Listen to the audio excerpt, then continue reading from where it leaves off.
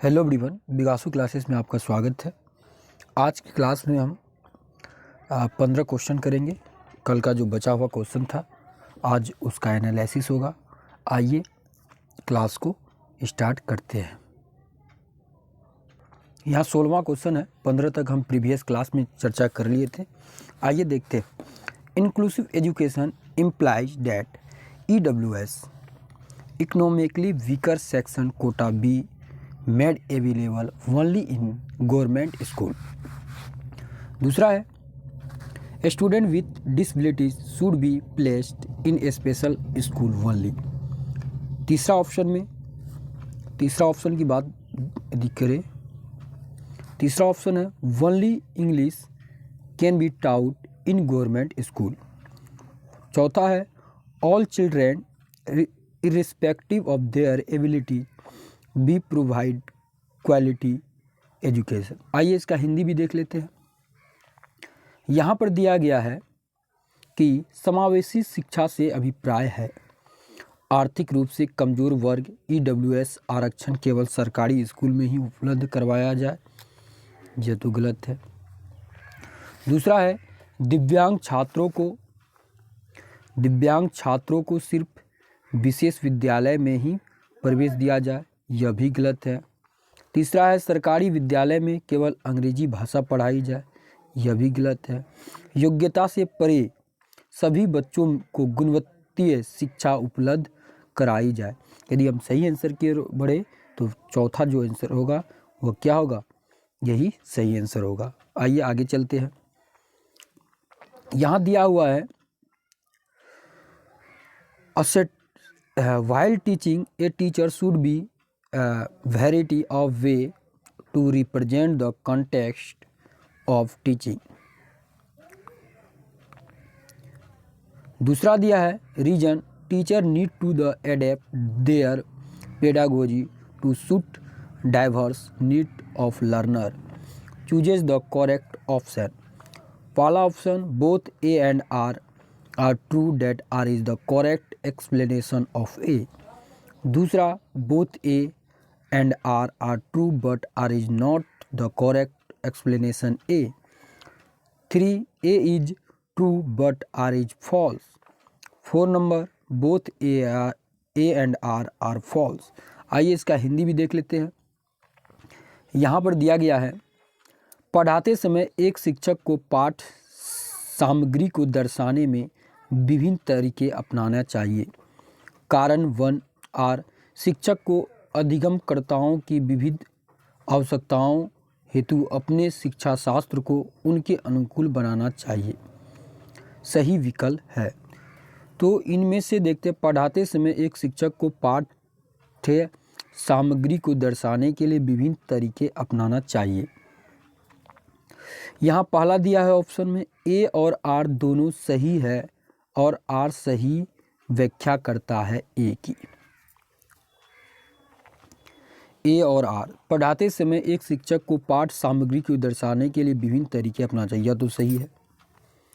शिक्षक को अधिगमकर्ताओं की विविध आवश्यकताओं हेतु अपने शिक्षा शास्त्र को उनके अनुकूल बनाना चाहिए। सही बात है। कोई भी जो अधिगमकर्ताएं हैं वह यदि किसी स्कूल में पढ़ाता हो तो उसके विद्यार्थी के अनुसार जो पाठ सामग्री है बनाना चाहिए, उसको रिलेटिव करना चाहिए, उसको आसपास के इन्वायरमेंट से जोड़ना चाहिए, मतलब जैसा कि बच्चा को सीखने में आसान लगे। तो यहाँ पर यदि हम सही ऑप्शन की ओर बढ़े तो A नंबर क्या होगा? वह सही आंसर होगा। A और R दोनों सही है लेकिन R सही व्याख्या नहीं करता। यह गलत हो गया। A सही है लेकिन R गलत है। यह भी गलत हो गया। A और R दोनों गलत है। ये भी गलत हो गया। तो क्या हो जाएगा? चलिए आगे चलते हैं। 18 number a child facing regular difficulty in writing she also experience a challenge in information alphabet that specific of word these characterize hint toward which of the following learning disability। पहला है dyslexia, dysgraphia, dyscalculia, attention deficit hyperactivity disorder. तो यदि इसका answer भी देख लेते हैं, आइए देखते हैं। यहाँ पर है एक बच्ची लिखाई में निरंतर कठिनाई का सामना करती है। उसे अक्षर बनाने और शब्दों के बीच अंतराल करने में चुनौती महसूस हो रही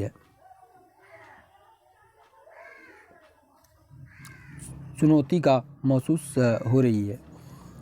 यह लक्षण किस अधिगम विकार की ओर इशारा करता है? लिखने में कठिनाई है। जो लिखने में होता है वह होता है पठन वैकल्प, यह नहीं होगा। क्या यह नहीं होगा? आलेख वैकल्प, यह हो जाएगा। क्या हो जाएगा? गणन वैकल्प, यह नहीं होगा। ध्यान में अति शीघ्रता वैकल्प नहीं होगा। जो होता है, जो लिखने से संबंधित विकार होता है उसको हम डिस्ग्राफिया कहते हैं। क्या कहते हैं? डिस्ग्राफिया। क्या कहते हैं? डिस्ग्राफिया। क्या कहते हैं? डिस्ग्राफिया। लिखने से संबंधित विकार को हम डिस्ग्राफिया बोलेंगे और पढ़ने से संबंधित विकार को हम डिसलेक्सिया कहते हैं। आइए आगे की ओर चलते हैं। यहाँ पर दूसरा क्वेश्चन है, to cater to individual difference among the student a teacher should use and standardize industrial method and uniform way of assignment, use a variety of the pedagogical approach and mean of the assignment, use uniform pedagogy to the ensure memorization and focus on the summative assessment. चौथा है,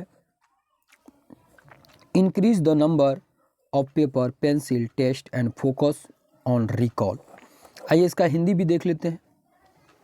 विद्यार्थियों में व्यक्तिगत भिन्नताओं को पूरा करने के लिए एक शिक्षक को मानकीकृत पद्धतियों और आकलन के तरीकों का उपयोग करना चाहिए।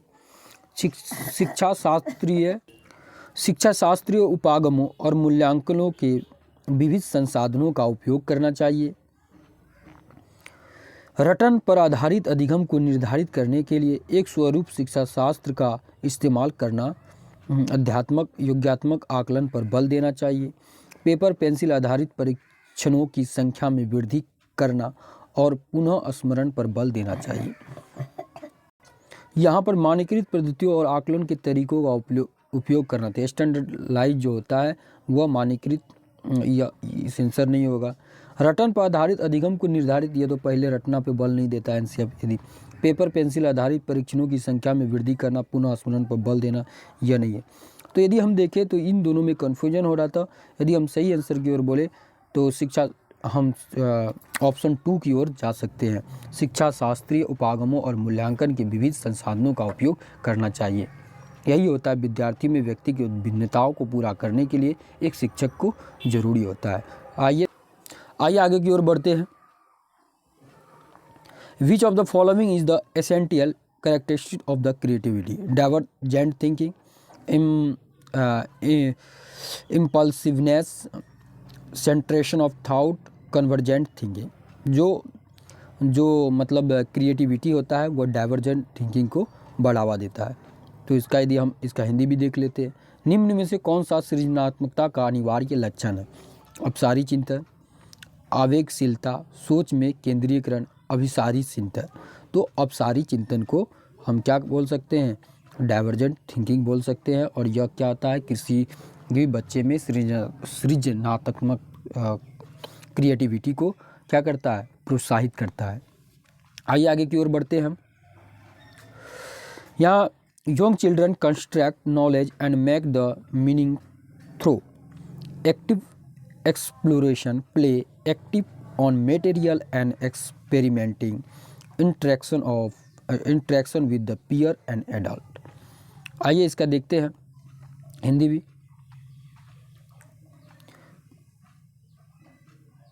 यहाँ पे हिंदी भी देख लेते हैं।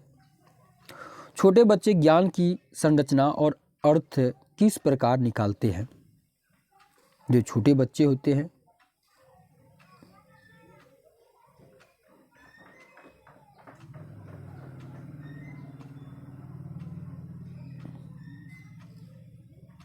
तो इनमें पहला ऑप्शन दिया है सक्रिय अन्वेषण द्वारा, दूसरा दिया है खेल द्वारा, तीसरा दिया है पदार्थों पर क्रिया और प्रयोगों द्वारा, चौथा दिया है सहपाठियों और वयस्कों की सहभागिता द्वारा। तो यहाँ पर यदि हम देखें सक्रिय अन्वेषणों द्वारा, तो यह तो सही है। क्या है? सक्रिय अन्वेषणों द्वारा, यह सही है। खेल द्वारा भी बच्चे अपने ज्ञान की संरचना में बढ़ोतरी कर रहे होते हैं, ये दोनों सही है। पदार्थों पर क्रिया और प्रयोगों द्वारा, पदार्थों पर क्रिया और प्रयोगों द्वारा, यह भी है, सही है। सहपाठियों और वयस्कों की संग सहभागिता के द्वारा, तो यह भी सही है। यदि हम सही ऑप्शन की ओर बढ़े तो इनमें से हो जाएगा, क्या हो जाएगा? इनमें से 1, 2, 3 और 4, मतलब चौथा ऑप्शन के साथ हम जा सकते हैं। आइए आगे की ओर बढ़ते हैं। To help children memorize the phone number, a teacher suggest a student to divide 10 digit of phone number into 3, 4 similar unit and then remember the strategy suggested by the teaching here is called chunking, encoding, assimilation, adaptation। आइए इसका हिंदी भी देख लेते हैं। यहाँ पर एक अध्यापिका बच्चों को फ़ोन नंबर रटने के लिए फ़ोन नंबर के 10 अंकों 3 से लेकर 4 अंकों के समूह में बांट कर याद करना सुझाती है। अध्यापिका द्वारा सुझाई गई यह रणनीति कहलाती है खंडीकरण, कूटलेखन, स्वांगीकरण, अनुकूलन। तो इनमें से कौन सा आंसर सही होगा, इसका एक बार फिर से हम इंग्लिश देख लेते हैं। चूकिंग क्या हो जाएगा? चूकिंग, इनकोडिंग, एसिमिलेशन, एडेप्टेशन। यदि हम सही आंसर की ओर बढ़े तो इनमें से पहला ऑप्शन चूकिंग होगा। क्या होगा? चूकिंग। इसका हिंदी हो जाएगा खंडीकरण। एक अध्यापिका, फिर से एक मर्तबा देख लेते हैं, क्वेश्चन को पढ़ लेते हैं। एक अध्यापिका बच्चों को फ़ोन नंबर रटने के लिए फ़ोन नंबर के 10 अंकों को 3 और 4 अंकों के समूह में बांटकर याद करना सुझाती है। अध्यापिका द्वारा यह सुझाव, यह रणनीति कहलाती है, खंडीकरण कहलाता है। क्या कहलाता है? खंडीकरण। तो यहाँ पर यदि देखें हम पहला ऑप्शन की ओर जाएँ तो एक acquiring different skill and knowledge through interaction with surrounding, यहाँ पर सराउंडिंग। दूसरा है rote memorize the content, passive imitation of other. चौथा है conditioning of the behaviour through the stimulus response association. इसका हिंदी भी हम देख लेते हैं। आइए, निम्न में से अधिगम की कौन सी दशा पर विद्यालयों में सबसे अधिक बल देता है? जो बल देता है परिवेश से सहभागिता द्वारा, कौशलों और ज्ञान अर्जन द्वारा। विषय वस्तु को रटना, यह तो कभी नहीं देता है। दूसरों का निष्क्रिय अनुकरण, यह भी नहीं देता है।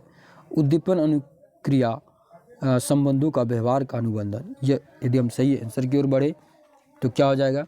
1 हो जाएगा। क्या हो जाएगा? 1 हो जाएगा। आइए आगे की ओर बढ़ते हैं, टाइम कम है, सिर्फ हिंदी देखेंगे आज। निम्न में से कौन सा युग सामाजिक उपागमों के अनुसार छात्रों के पढ़ने को सुझाव देता है? सलमा विद्यार्थी को नए शब्द सिखाने के लिए फ्लैश कार्ड का उपयोग करती है और उनके सही उत्तरों के लिए उन्हें टॉफ़ी देकर पुरस्कृत करती है।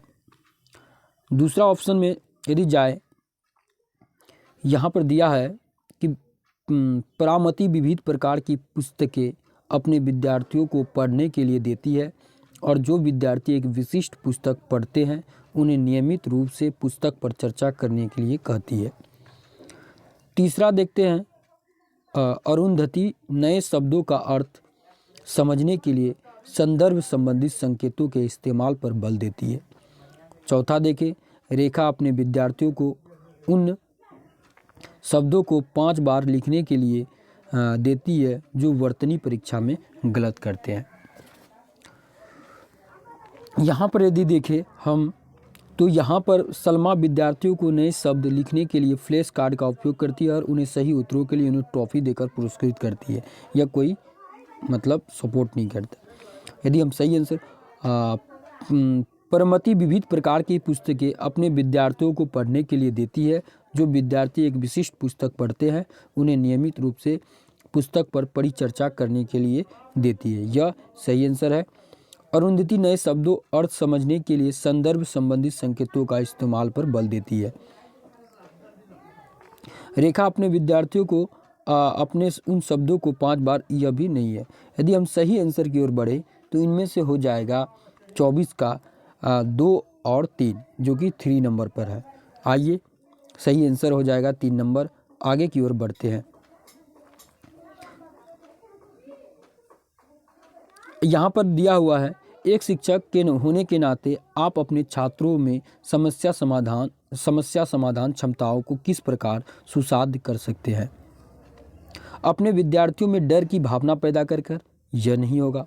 समस्याओं के हल हेतु अटल तरीके के इस्तेमाल को बढ़ावा देकर यह भी नहीं होगा। समरूपों के इस्तेमाल को बढ़ावा देकर यह भी हो जाएगा। निष्क्रिय रटन पद्धति को इस्तेमाल को बढ़ावा देकर। यदि हम सही आंसर की ओर बढ़े तो 25 का क्या हो जाएगा 3 number.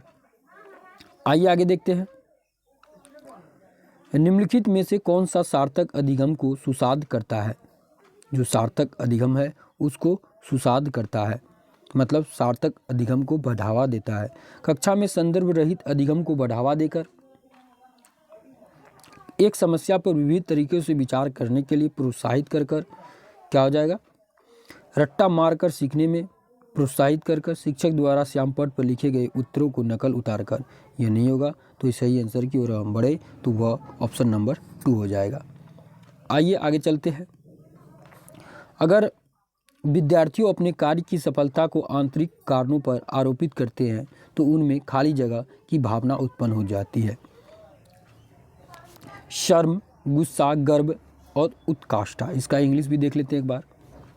Student are likely to experience the emotion खाली जगह when the attribute internal factor to explain their success at tasks. पहला ऑप्शन सेम, दूसरा एंगर, तीसरा प्राइड, चौथा एंजाइटी। आइए आगे देखते हैं, इसका हिंदी भी थोड़ा देख लेते हैं। यहाँ पर यदि हम सही आंसर की ओर बढ़े तो यहाँ पर क्या होगा। अगर विद्यार्थी अपने कार्य की सफलता को आंतरिक कारणों पर आरोपित करते हैं तो उनमें गर्व की भावना उत्पन्न हो जाती है। क्या हो जाएगा, उनमें गर्व की भावना उत्पन्न हो जाती है। यदि सही आंसर की ओर हम बढ़े तो ऑप्शन नंबर 3 जो होगा वह सही होगा, एक्यूरेट। आइए आगे की ओर चलते हैं। शिक्षा के प्राथमिक स्तर पर बहुसंवेदनीय उपागम के इस्तेमाल को प्रोत्साहित करना चाहिए, क्योंकि यह पहला ऑप्शन है, यह अधिगम को और अधिक प्रभावशाली बनाता है। दूसरा है, यह कुछ बच्चों को शिक्षा वर्जित करने के मौके देते हैं। यह अध्यापकों को निर्देश अवधि का काफ़ी समय बचाता है। यह बच्चों में आज्ञापरायणता पैदा करता है। तो इनमें से यदि हम देखें, यदि eight primary level of education use of the multi sensory approach should be the incorrect because. तो यदि हम सही आंसर की ओर बढ़े तो इनमें से हो जाएगा, यह अधिगम और अधिक प्रभावशाली बनाता है। क्या हो जाएगा, यह अधिगम को अधिक प्रभावशाली बनाता है। क्या हो जाएगा, यहाँ पर सही ऑप्शन 1 होगा। आगे की ओर बढ़ते हैं। बच्चे अक्सर विभिन्न संकल्पों के बारे में वैकल्पिक संकल्पनाएं और भ्रांतियां गठित कर लेते हैं। इस संदर्भ में निम्न में से कौन सा कथन सही नहीं है। यहाँ पर देखिए, नहीं वाले शब्द में गौर कीजिएगा, आप नहीं को पकड़िएगा, यहाँ पर नहीं है।